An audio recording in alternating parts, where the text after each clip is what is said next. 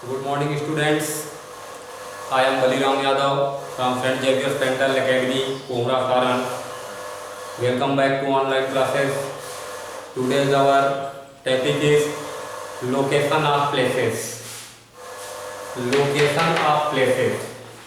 Location of places मतलब कि स्थानों की स्थितियाँ, कौन सा स्थान किस जगह पर है।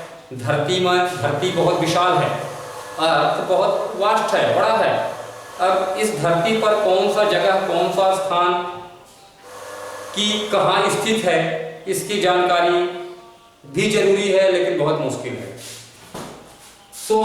हमें स्थानों की स्थितियाँ का ज्ञान कराएगा कि कैसे किसी स्थान के बारे में हम समझ सकते हैं, देख सकते हैं, जान सकते हैं ग्लोब पर।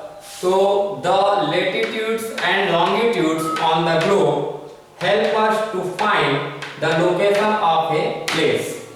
किसी भी स्थान या जगह की स्थिति को जानने में जो ग्लोब है, ग्लोब हमारी सहायता करता है लेटिट्यूड्स और लॉन्गिट्यूड्स के माध्यम से। मतलब कि अक्षांश रेखाएं और देशांतर रेखाएं जो ग्लोब पर खींची हुई हैं, ग्लोब पर जो अक्षांश और देशांतर रेखाएं खींची हुई हैं, ये हमें किसी स्थान या जगह का स्थिति बताने में मदद करते हैं, सहायता करते हैं। तो कहने का मतलब बिना लेटिट्यूड्स और लॉन्गिट्यूड्स के, अक्षांश रेखाएं और देशांतर रेखाओं के जानकारी के बिना हम पृथ्वी पर किसी स्थान की स्थिति का जानकारी प्राप्त नहीं कर सकते हैं। पृथ्वी पर स्थित किसी स्थान की जानकारी के लिए हमें ग्लोब में खींची हुई जो रेखाएं हैं, अक्षांश रेखाएं और देशांतर रेखाएं, जिनको लेटिट्यूड्स एंड लॉन्गिट्यूड्स कहते हैं, इनका ज्ञान होना बहुत जरूरी है। लेकिन to get the exact location of a place we must have the knowledge of both. लेकिन हमें किसी स्थान की वास्तविक जानकारी प्राप्त करने के लिए इन लेटिट्यूड्स और लॉन्गिट्यूड्स का जानकारी होना परम आवश्यक है, मतलब कि मोस्ट इंपॉर्टेंट जरूरी है। Knowledge of only one of these are not enough. इन दोनों महत्वपूर्ण रेखाओं में से किसी एक की जानकारी होना पर्याप्त नहीं है। The latitudes and longitudes cut each other. जो लेटिट्यूड्स और लॉन्गिट्यूड्स लाइंस हैं, मतलब कि अक्षांश रेखाएं और देशांतर रेखाएं, ये एक दूसरे को आपस में काटती हैं, प्रतिच्छेद करती हैं। एंड फॉर्म ए ग्रिड, और एक ग्रिड के रूप देती हैं। ग्रिड का मतलब क्या होता है? जिस स्थान पर अक्षांश रेखाएं और देशांतर रेखाएं एक दूसरे को काटती हैं, जैसे माना कि ये अक्षांश रेखाएं हैं और ये ऊपर से देशांतर रेखा आया, तो ये दोनों जिस जगह को काटा वही कहलाता है क्या? ग्रिड। ग्रिड का जो शाब्दिक अर्थ होता है छड़ की जाली, झरझर,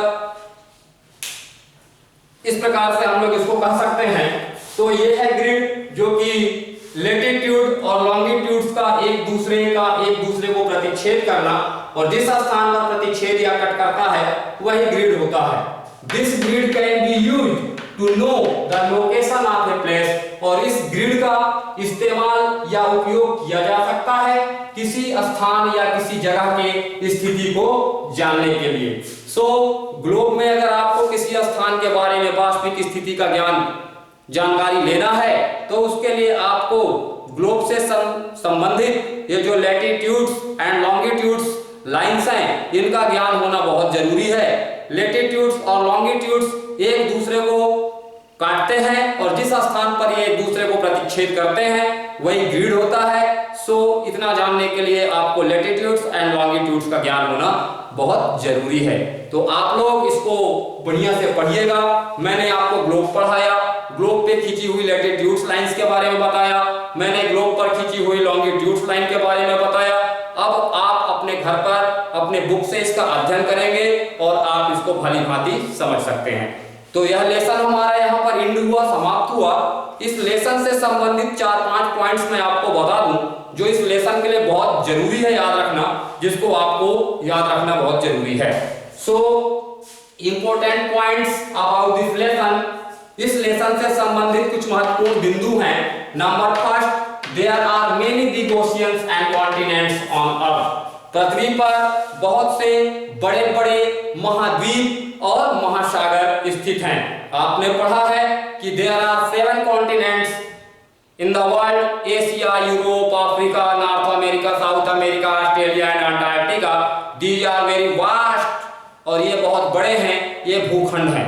एज सेम आपने जाना there are 4 oceans of the world, यहाँ विश्व में लगभग 4 बड़े बड़े विशाल महासागर हैं, जिनमें आपने जाना Pacific Ocean, Atlantic Ocean, Indian Ocean and Arctic Ocean. So यहाँ पे आपका पॉइंट भी बता रहा है कि there are many big oceans and continent on earth, मतलब पृथ्वी पर बहुत बड़े बड़े महाद्वीप और महासागर स्थित हैं। Number second, we can only see small part of earth which seem flat. हम पृथ्वी के मात्र एक बहुत छोटे हिस्से को ही देख पाते हैं, जो कि हमें समतल या मैदान जैसा दिखाई देता है, जबकि ऐसा नहीं है। पृथ्वी का हम बहुत छोटा सा ही हिस्सा देख पाते हैं, जो हमें समतल दिखाई देता है। Number next, globe is a model of earth. Globe जो है वो पृथ्वी का नमूना है, पृथ्वी का आकार जैसा है, उसी के आकार के सिमिलर यहाँ पे एक ग्लोब है। ग्लोब जो है पृथ्वी का एक प्रकार से नमूना है। Number next, circle east to west. Circle from east to west is parallel to latitudes. कहता है जितने भी ये सर्कल मतलब वृत्त जो है ग्लोब पर ईस्ट डायरेक्शन से वेस्ट डायरेक्शन की ओर जाते हुए आपको दिखाई देते हैं, वे क्या कहलाते हैं? एक दूसरे के साथ वो पैरेलल होते हैं, समानांतर होते हैं। सो कह रहा है जो अक्षांश रेखाएं हैं वे वृत्ताकार में होती हैं और सभी रेखाएं एक दूसरे के समानांतर होते हैं। सो यहाँ पर कह रहा है कि circle from east to west is parallel to latitudes. जितने भी सर्कल होते हैं वे एक दूसरे के साथ समानांतर होते हैं अक्षांश रेखा के लिए। और number final point is semicircle from north to south is longitudes. और जो अर्धवृत्ताकार के जो सर्कल होते हैं जो कि उत्तर दिशा से दक्षिण दिशा की ओर रन करते हुए दिखाई देते हैं, ये हमारे लॉन्गिट्यूड्स मतलब देशांतर कहलाते हैं। सो इस प्रकार ग्लोब से रिलेटेड यह चैप्टर अपना खत्म हुआ।